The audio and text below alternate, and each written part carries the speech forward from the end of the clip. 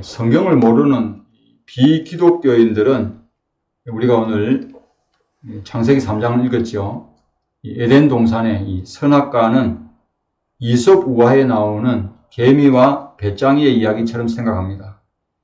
여기에 나오는 이 뱀과 여자도 이솝 우화에 나오는 등장인물 중에 하나처럼 이해합니다.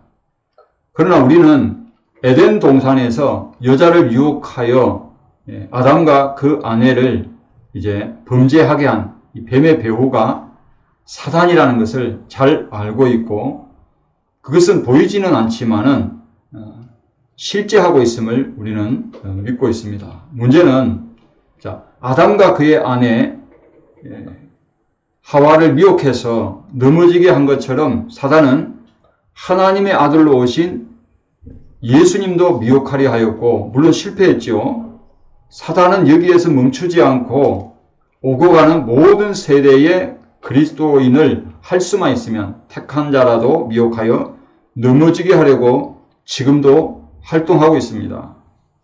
베드로 사도는 이 점에 대해서 우리가 잘 아는 성경 구절 말씀, 베드로전서 5장 8절 말씀에 근신하라, 깨어라, 너희 대적 마귀는 우는 사자같이 두루다니며 삼킬 자를 찾는다, 그렇게 하였습니다. 그리고 요한계시록 12장 12절 말씀 보시면, 그러므로 하늘과 그 가운데에 거하는 자들은 즐거워하라. 그러나 땅과 바다는 화 있을진저, 이는 마귀가 자기의 때가 얼마 남지 않은 줄 알므로 크게 분내어 너희에게 내려갔음이라 하였습니다. 따라서 마귀는 우리가 싸워 물리쳐야 할 하나님의 대적이자 우리 그리스도인의 원수입니다. 그렇다고 한다면 사단에게 미혹당해 넘어지지 아니하려면 어떻게 해야 합니까? 본문은 우리에게 사단이 아담과 그의 아내 하와를 어떻게 미혹하여 넘어지게 했는지를, 범죄하여 타락하게 했는지를 가르쳐주고 있습니다. 본문 말씀을 살펴보므로 우리는 사단의 이 관계, 미혹의 전략을 파악할 수가 있습니다.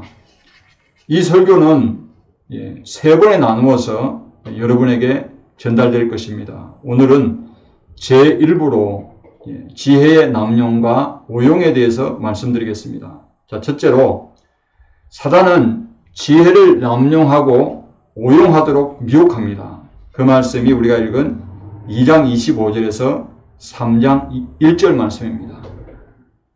자, 이런 사실을 깨닫지 못하게 되면 에덴 동산에서의 선악과 설교만 나오면 우리는 이런 말을 듣게 되죠.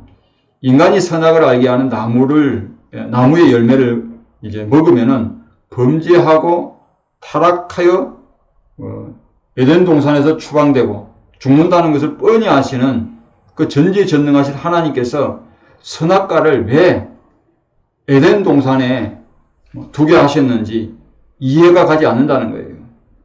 그래서 따먹고 범죄한 책임을 하나님 탓으로 돌리는 이 비기독교인들과 또 그리스도인들 중에도 이런 생각을 하시는 분이 더러 있습니다.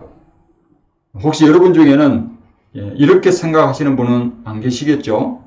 자, 그러나 그렇게 말하는 분은 중요한 한 가지 사실을 잊고 있습니다. 뭐냐?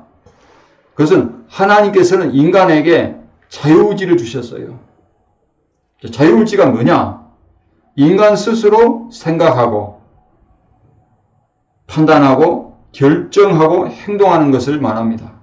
반대로 자유의지가 없는 것은 생명이 없는 로봇입니다. 로봇은 어떻습니까? 인간이 무엇을 이제 프로그램화해서 거기에 이제 소프트웨어를 만들잖아요. 거기다가 이제 넣어가지고 작동하느냐에 따라 움직여요. 물론 인간과 같은 지능은 아니지만 요즘 이제 생성형 로봇이라고 나와 있죠. AI 로봇. 자, 이 인간의 도움 없이도 스스로 생각해서 판단하고 결정하여 행동으로 옮깁니다. 자, 그렇다고 하더라도 인간이 축적된 데이터를 입력한 소프트웨어를 작동하지 아니하면 그것은 한낱 기계에 불과해요. 그것은 배터리나 전기 없이는 작동하지도 않습니다. 자, 이렇게 인간은 자유의지를 사용하여서 하나님과 하나님의 말씀에 복종하지 않을 수도 있습니다. 그렇게 되면 인간을 창조하신 분이 하나님이시기 때문에 인간이 범죄한 것도 하나님 탓으로 돌리겠지만은 여기에 두 가지 안전장치를 마련해 두셨습니다.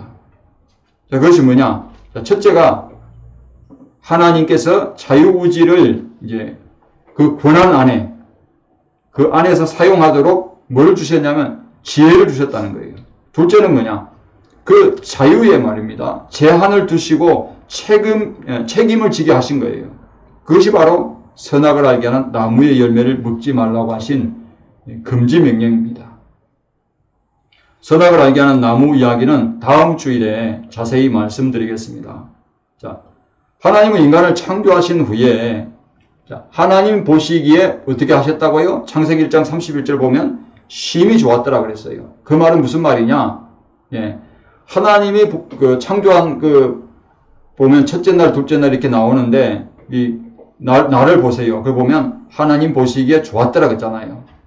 이렇게 좋았더라가 뭐냐면 토부입니다. 토부. 무슨 말이냐? 이거는 선하게 지음을 받았다는 거예요. 그런데 인간을 창조하신 후에 하나님 보시기에 심히 좋았더라. 물론 이제 여섯째 날까지 하나님 창조하신 후에 보시니까 하나님이 원하시는 대로 하나님 뜻대로 그렇게 만물이 이루어진 것을 보시고 심히 좋았더라는 그런 의미가 함축되어 있습니다. 그렇기 때문에 하나님은 인간을 어떻게 창조하셨다고요? 선하게 지으셨어요. 자, 이 말의 뜻은 하나님께서 인간을 선하게 창조하시고 자유의지를 주셔서 위로는 하나님과 하나님의 말씀에 복종하도록, 그리고 아래로는 이제 하나님을 대신하여서 하나님께서 창조하신 피조물을 보존하고 다스리게 하셨음을 뜻합니다. 그 말씀이 우리가 창세기 1장 27절, 28절 말씀이죠.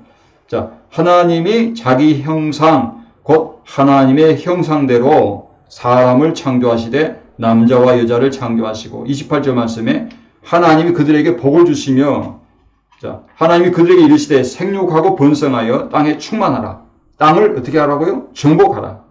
바다의 물고기와 하늘의 새와 땅에 움직이는 모든 생물을 다스리라 하시니라.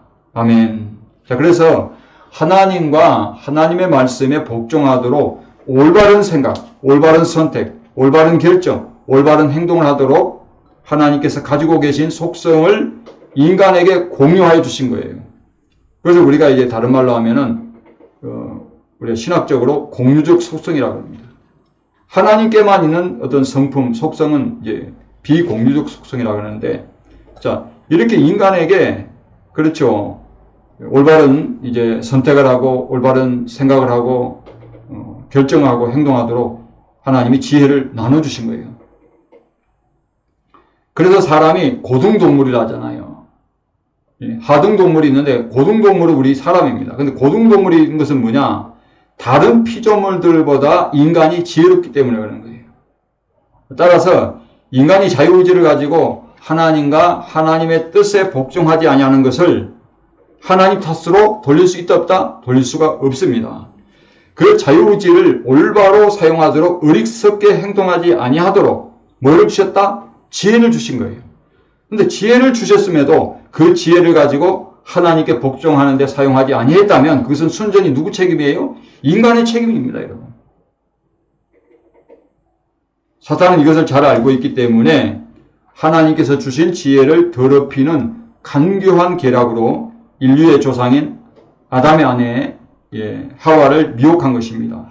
왜냐하면요, 사단 자신도 하나님께서 주신 지혜를 남용하고 오용해서 지혜를 더럽혔기 때문입니다. 자, 이러한 사실에 대해서 시사해주는 말씀이 우리가 읽은 본문 3장 1절 말씀입니다.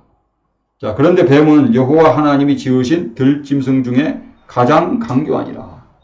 자, 창세기를 기록한 저자 모세는 여기에 그 강교하다라고 히브리어가 사용된 단어가 뭐냐면 아룸입니다. 아룸을 사용했어요. 그 뜻은 뭐냐면 강교한이라는 뜻도 있지만은 여기에 보면 뭐 지혜로운, 또 현명, 명철이라는 뜻도 있어요.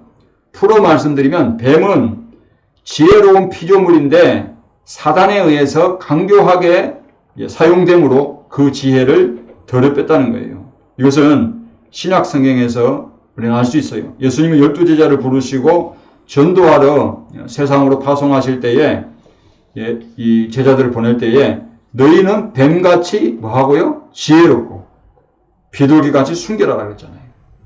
뱀의 특성을 예수님이 잘 알고 계신 거죠. 그래서 여러분 창세기 2장 25절에 보면 우리가 앞에 읽었죠.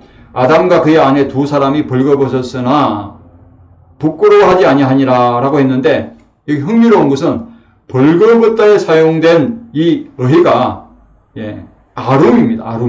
아룸. 자, 아까는 아룸이었죠. 보세요.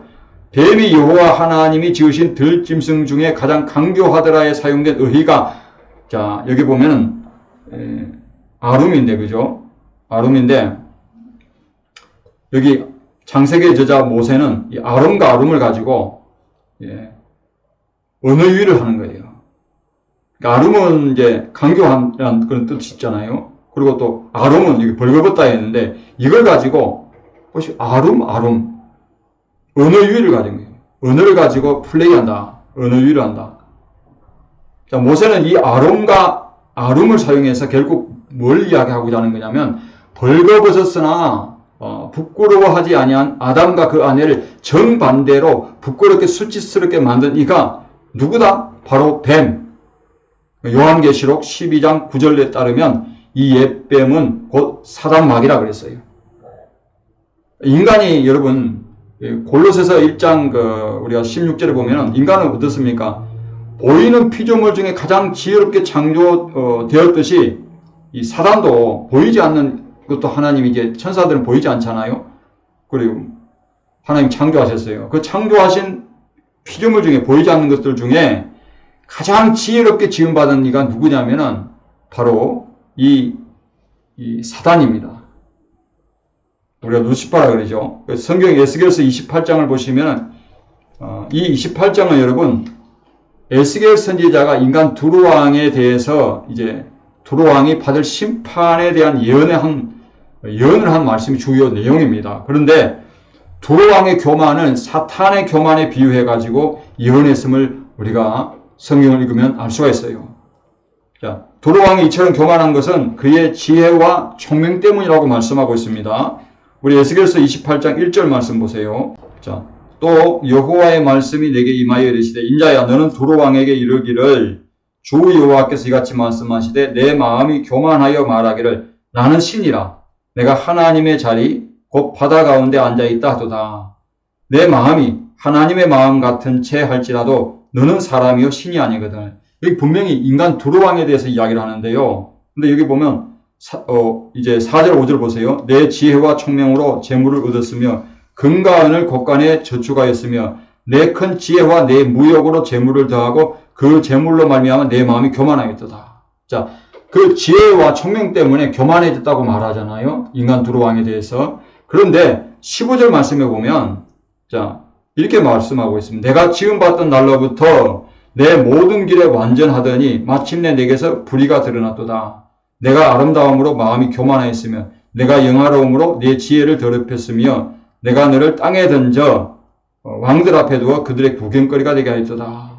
여기 보면 13절 14절에도 우리가 확인을 하고 알 수가 있지만 이 인간 두루왕에 대해서 이야기를 하면서 사탄의 정체에 대해서 암시하듯이 이렇게 말씀을 하고 있는 것을 봅니다. 그래서 그가 지혜롭고 아름다움으로 마음이 교만하여서 하나님을 대적하였음을 밝히고 있어요. 이처럼 사단은 여러분 인간의 자유의지를 자극해서 하나님께 복종하지 아니하고 거역하도록 미혹합니다.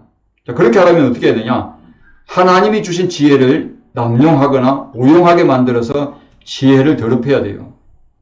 남용이란 뭡니까? 하나님이 주신 지혜를 권한 밖에 사용하는 것이며 오용이란 그릇되게 사용하는 것을 뜻합니다. 자, 그래서 이를 성취하기 위해서 사탄이 쓰는 관계는 하나님께서 말씀하신 것을 왜곡하고 비틀어버려요. 결국 자, 처음에 하나님이 주신 말씀하고는 다르게 이야기하는 거죠. 원래 처음부터 주신 하나님의 말씀과 그 말씀하신 의도를 곡해하게 만듭니다. 다시 보면 창세기 3장 1절 말씀을 보시기 바랍니다. 여기 보면 그런데 뱀은 여호와 하나님이 지으신 들짐승 중에 가장 강교하니라 뱀이 어떻게 합니까? 여자에게 물어 이르되 하나님이 참으로 너희에게 동산 모든 나무의 열매를 먹지 말라 하시더냐. 자, 마귀가 얼마나 강교하느냐 하는 것은, 자, 첫사람 아담의 아내 하와에게 뱀의 모습을 한 상태로 접근해 왔습니다. 그러니까 여자는 에덴 동산에서 늘 보아왔던 뱀이므로 그 배후에 사단이 정체를 감추고 있음을 모른 거죠. 그러니까 뱀이 말하는 것에 놀라지 않은 것을 볼 때에 타락 전에 원시 상태의 뱀은 인간과 의사소통을 할 수 있었다고 말할 수 있습니다. 바로 사탄은 뱀을 도구로 하여서 인간을 미혹한 거예요. 이처럼 신약성경 고린도후서 우리가 1장 14절 15절에도 보면 사단도 자기를 강명의 천사로 의의 일꾼으로 가장해서 미혹한다 그랬습니다. 그래서 사탄과 그를 따르는 이 타락한 천사들과 악령들은 친절하고 마음씨 좋은 아저씨와 아주머니로 우리의 이웃으로 찾아옵니다. 또는 선교사와 목사와 교사로 우리에게 접근합니다. 잘 믿는 교회 직분자로 또 기부천사로 그렇게 접근합니다. 또는 기독교의 한 문화의 형태로 접근합니다. 영화를 통해서 그렇게 여러분 보다시피 영화 전능신고가 만드는 영화들이 많잖아요. 기독교 영화에. 거기 보면 유명 배우도 출연합니다. 또 유명 연예인으로 또는 교회를 가장해서 이단 단체를 통해서 접근합니다. 이렇게 아담의 아내 하와는 평범한 일상에서 항상 접할 수 있었던 뱀의 모습으로 사단이 다가왔기 때문에 어떠한 의심도 경계심도 가질 필요가 없었던 것입니다. 사단이 뱀을 수단으로 해서 어떻게 여자를 미혹하는지 좀 더 살펴보시기 바랍니다. 뱀은 여자에게 하나님께서 말씀하신 것에 이렇게 말합니다. 하나님이 참으로 그럽니다. 참으로 너희에게 동산 모든 나무의 열매를 먹지 말라 하시더냐. 자, 참으로란 말을 덧붙여 가지고 하나님께서는 참말도 하시지만 하나님은 거짓말도 하시는 분이다. 그걸 지금 이야기하고 있는 거예요. 사단이가요. 동산 모든 나무의 열매를 먹지 말라고 한 것은 사단의 거짓말입니다. 자, 그렇게 말씀하지 않으셨어요. 창세기 2장 15절 말씀을 보시기 바랍니다. 창세기 2장 15절에 여호와 하나님이 그 사람을 이끌어 에덴 동산에 두어 그것을 경작하며 지키게 하시고, 자, 16절에 어떻게 했어요? 여호와 하나님이 그 사람에게 명하여 이르시되 동산 각종 나무의 열매는 내가 임의로 먹되 그랬어요. 임의로 먹되. 자, 17절에 그러나가 빠졌죠. 선악을 알게 하는 나무의 열매는 먹지 말라. 네가 먹는 날에는 반드시 어떻게 하리라? 죽으리라. 아멘. 여러분, 사탄은 지금도 우리는 지금 성경 시대에 살고 있는 것이 아니잖아요. 성경에 기록된 인물들이 살았던 당시를 우리가 살고 있는 것이 아니잖아요. 그렇기 때문에 수천 년의 역사와 어떤 문화적 간격이 있어요. 그러니까 성경에 기록된 이 말씀과 사건에 대해서 우리는 그렇게 생각할 수 있어요. 하나님 참말로 그렇게 하셨는지, 참으로 하나님께서 그 일을 행하셨는지에 대해서 이제 의문을 갖고 의심을 갖게 됩니다. 자, 그게 사탄의 전략이라는 거죠. 하나님께서는 참말만 하시는 것이 아니라 거짓말도 하실 수 있는 분으로 그 일을 하나님께서 행하셨음에도 믿지 못하게 하는 겁니다. 자, 하나님이 성령으로 말미암아 위로부터 주신 지혜를 이 세상 지혜로, 자, 우리가 이성적으로 합리적으로 스스로 생각하고 판단하고 결정하게 이제 행동하라고, 그러니까 하나님께서 주신 그 지혜마저 남용하고 오용하도록 미혹합니다. 이게 사탄의 전략입니다. 그러니까 사실 이와 같은 사탄의 전략은 하나님이 말씀하신 것이 참이 아니라고 한번 생각해요. 참이 아니라고 의심한다면 선택지는 뭐가 있습니까? 참일 수도 있고 참이 아닐 수도 있죠. 거짓일 수도 있죠. 근데 중간 선택지가 없어요. 왜? 참이 아니면 뭡니까? 다 거짓이죠. 그러니까 자연히 우리가 참이 아니라고 우리가 이제 내 생각이 들게 되면은 우리의 스스로의 어떤 이성적 사고는 어디로 갑니까? 거짓이라는 선택과 결정을 내리게 되는 거예요. 그러니까 사탄이 강교하게 우리를 속이는 것입니다. 하나님께서 행하신 일이 진짜가 아니라 이렇게 말합니다. 문학적인 어떤 표현이나 만들어낸 이야기라 그래요. 그래서 이 세상 지혜는 내 이성과 합리적 사고를 따라서 하나님께서 행하신 일을 믿지 못하게 만드는 거예요. 그게 사탄의 전략입니다.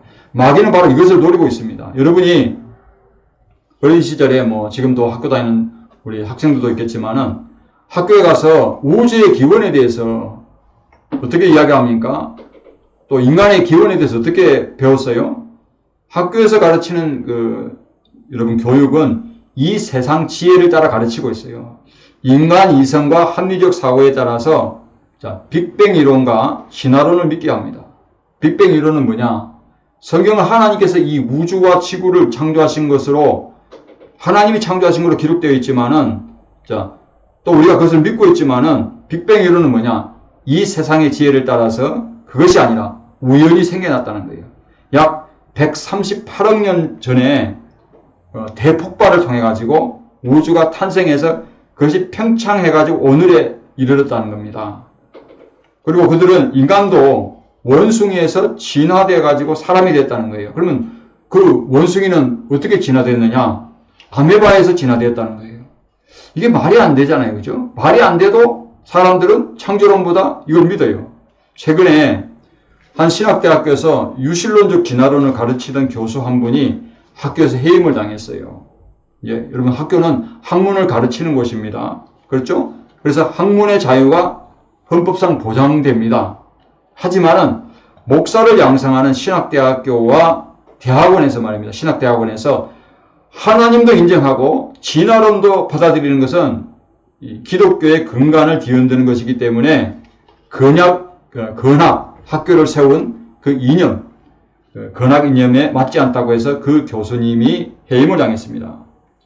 세상과 세상 임금이라 불리우는 마귀는 이 세상 지혜를 따라서 인간이 이성과 합리적 사고를 따라서 스스로 바른 생각과 판단과 결정을 내릴 수 있다고 속여요. 그래서 인간 이성과 합리적 사고에 맞는 기준이 뭡니까? 과학입니다. 과학으로 검증되지 아니한 것들은 만들어낸 이야기나 거짓부랭이, 거짓말이라고 그렇게 깎아내리죠. 그래서 과학을 명신하게 만듭니다. 그래서 성경이 틀렸고 그러니 하나님도 틀렸다는 거예요. 안타깝게도 우리 기독 학생들이 이제 생물 시간에 인간의 기원에 대해서 답을 쓰면 어떻게 합니까? 진화론으로 답을 써야지 창조론으로 이렇게 하나님이 창조하셨다 그러면 틀린 답으로 체크하잖아요. 참 안타까운 일입니다. 성경은 여러분 하나님의 창조 이외에도 인간 이성과 합리적 사고를 초월하는 즉 과학으로 검증이 안 되는 그런 사건들이 많이 기록되어 있어요. 이것을 우리는 이제 초자연적인 어떤 현상이다, 기적이다 이렇게 말을 우리가 합니다. 대표적인 말씀이 출애굽기에 나오는 홍해바다가 육지같이 갈라진 사건입니다. 여러분 출애굽한 장정만 60만이라고 그랬어요. 그러면 여자와 아이를 합하면 몇 명? 많게는 200만 그 이상도 됩니다. 이렇게 많은 인원을 애굽에서 탈출할 때 충분한 물도 양식도 준비되지 않았어요. 그런데 그 한낮에 40도가 넘는 그 푹푹 찌는 광야를 어떻게 행진할 수 있는지, 그리고 이 홍해를 육지같이 건넜다고 했는데 최근에 시내산과 홍해 바다의 위치가 이제 다르다는 주장이 나오기 전까지는 홍해는 우리가 바다를 얌이라는데 얌푸스라 해가지고 갈대 바다로 해석하는 신학자들이 있었어요. 그래서 갈대 바다라고 하면은 여러분 갈대 알죠? 그리고 높이가요 무릎에도 차지 않아요. 그러면 성경에 보면 이 애굽을 떠나는 이제 출애굽한 이스라엘 백성들을 추격해 오던 애굽의 군대가 있잖아요. 바로의 군대가 전차 부대. 그런데 극난이 달리다가 결국은 그들도 이제 마른 땅으로 홍해를 건너다가 좌우에 배기되던 이제 어떻게 합니까? 그 물이 완전히 다 허물어져 가지고 수장시켰잖아요. 그러면 생각해보세요. 갈대바다인데 아니 애굽의 군대가 그 무릎에도 차지 않는 그 물높이에서 빠져 죽었다? 그게 기적이라는 거예요. 그게 누가 그랬냐면 자유주의 신학자들이 그렇게 이야기를 하는 거예요. 뿐만 아니라 여호수아서 10장 12절 말씀을 보면 여호수아와 이스라엘이 아모리 사람과 싸울 때에 그는 하나님께서 이스라엘 자손에게 승리를 주시던 날에 여호수아가 하나님께 기도하듯이 이렇게 외치요. 어떻게? 이스라엘 목전에서 이르되 태양아 너는 기본 위에 머무르라 그래요. 달아 너도 아얄론 골짜기에서 그리할지라 그래요. 그래서 13절에 보면 태양이 머물고 달이 멈추기를 백성이 그 대적에게 원수를 갖기까지 하였다 그랬습니다. 그리고 이것을 야살의 책에 태양이 중천에 머물러서 거의 종일토록 속히 내려가지 아니하였다고 기록되었다 그래요. 자, 이렇게 되면 여러분 지구는 자전을 하잖아요. 근데 자전을 해야 하는데 한동안 자전하는 것이 지연돼야 되는 거예요. 그래서 미국의 휘튼 대학교의 구약학 교수 윌튼 교수가 있는데요. 이분은 이 문제를 해결하려고 고대 근동문헌과 구약 해석학이라는 제목으로 여호수아 10장에 기록된 전쟁 중에 해와 달이 멈춘 이야기를 이렇게 강연장에서 해석을 했습니다. 이것은 과학적 문제가 아니라 본문상의 문제라는 거예요. 그러니까 여호수아는 해는 기브온 위에 다른 아얄론 위에 머무르라고 했는데 지도를 보면은요. 기브온은 동쪽이고 아얄론 골짜기는 서쪽이라는 거예요. 그러니까 이는 뭐냐? 아침이라는 뜻이다. 그렇게 풀이하는 거예요. 뭐라고 말하냐면 우리는 천체의 운행을 이제 물리학적으로만 생각하는데 고대인들은 전혀 그렇게 생각 안 했다는 거예요. 우리는 우리가 아는 물리학적 지식을 갖고 성경 본문을 향해서 질문해서는 안 된다 그렇게 지적합니다. 어찌 보면 여러분 윌튼 교수의 말이 맞는 것처럼 보입니다. 적어도 우리가 가진 육체를 따라 난 이 세상 지혜는 인간 이성과 합리적 사고에 잘 들어맞는다. 윌튼 교수의 말이 합리적이다 그렇게 우리가 받아들일 수가 있습니다. 그러나 윌튼 교수의 주장대로 하면 그날 기적은 있었습니까? 없었습니까? 없었던 거예요. 기적은 없었지요. 자, 이렇게 되면 예수님의 동정녀 탄생도 또 예수님이 물리를 걸으신 기적도 예수님의 부활도 믿지 못하고 하나의 문학적인 표현으로 해석해야 할 것입니다. 초대교회가 만들어 놓은 작품이라고 해야 할 거예요. 실제로 그렇게 가르치는 자유주의 신학자들도 교수들도 있었습니다. 어떤 그리스도인이 제 유튜브 설교 영상에 이런 댓글을 달았더라고요. 오늘 이제 유튜브 제작이 안 되기 때문에 지금은 제가 설교가 끝나야 제작이 되겠죠.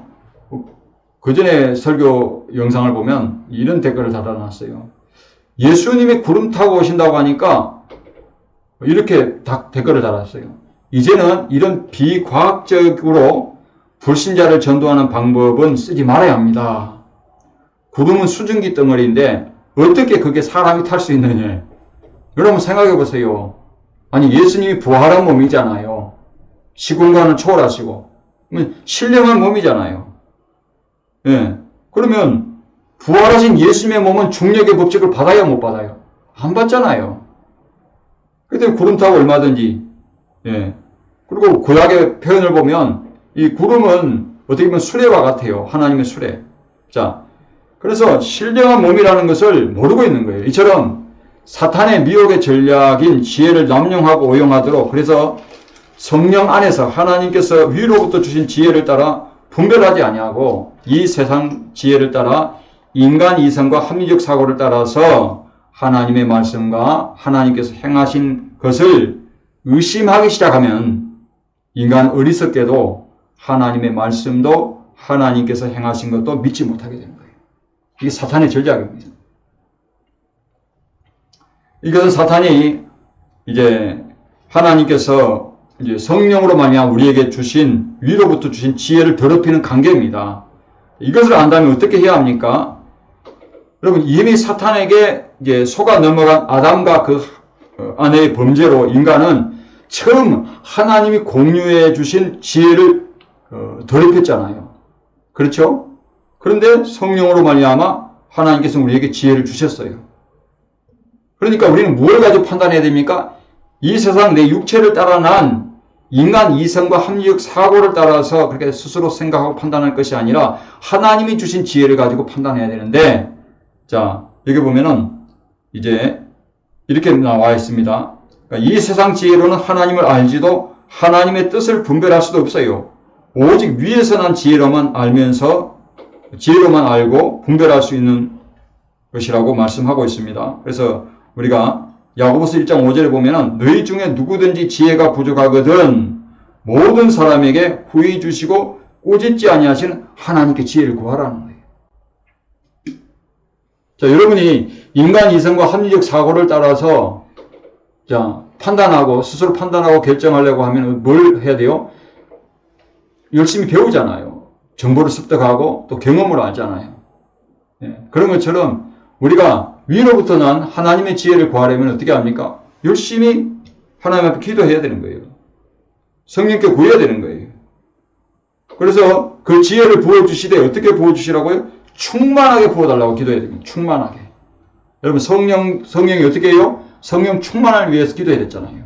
성령이 충만하도록.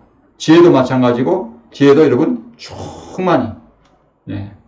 그래서 우리가 내 육체로 따라난 내 이성과 합리적 사고를 따라 내가 스스로 선택하고 또 판단하고 결정하는 것인지 아니면 하나님이 주신 지혜를 가지고 하는 것인지를 여러분들이 분별할 수 있어야 되는 것입니다. 마귀는 그것조차도 더럽히려는 관계를 가지고 있는 거예요. 그러니까 하나님의 말씀을 여러분 읽다가 의심이 들잖아요. 그렇죠? 의문을 갖잖아요. 무리를 거르는 그 기적만 해도 자유주의 신학자들은 그럽니다. 비쳤을 뿐이다 그런 거예요. 생각 없어요. 사람이 중력이 있는데 어떻게 물리를 걸어갈 수 있느냐. 인간 이성과 합리적 사고는 그렇죠. 그렇게 말하죠. 그러나 예수님이 누구입니까? 도마가 고백한 것처럼 나의 주시며 나의 하나님이다 그랬잖아요. 예수님은 참 하나님이시고 참 사람으로 오셨잖아요. 그러니까 하나님의 권능을 가지고 계시기 때문에 얼마든지 그러실 수 있는 거예요. 그럼에도 불구하고 내 육체를 따라 난 인간 이성과 지혜는 어떻게 합니까? 중력의 법칙에 어긋난다. 그렇게 말하는 거예요. 그럼 거기에 내가 솔깃하고 거기에 한번 의심하기 시작하면 어떻게 되는 거예요? 사단의 관계에 속아 넘어간다. 그 말입니다. 그것이 아니라 단호하게 그렇죠? 우리 안에 성령이 계시잖아요. 하나님이시니까 하실 수 있는 거잖아요. 믿음으로 얼마든지 기적이 일어날 수 있는 거잖아요. 이렇게 분별하고 판단하면 될 걸 갖다가 그냥 내 마음을 갖다가 사단에게 내어주는 거예요. 한번 의심하기 시작하면 어떻게 합니까? 계속 의심이 되는 거예요. 성경의 모든 말씀이 다 의심이 되는 거예요. 다음에는 이제 우리가 제2부로 이제 선악과에 대해서 제가 말씀을 드리겠습니다. 선악과를 하나님 왜 만드셨는지. 그렇죠? 그리고 반드시 죽으려 했는데 선악과를 따먹고 바로 죽었습니까? 안 그랬잖아요. 900살이 넘게 그렇게 살았잖아요. 그럼 그게 죽는다는 의미가 어떤 의미인지 거기에 대해서도 말씀을 드리겠습니다. 기도드리겠습니다.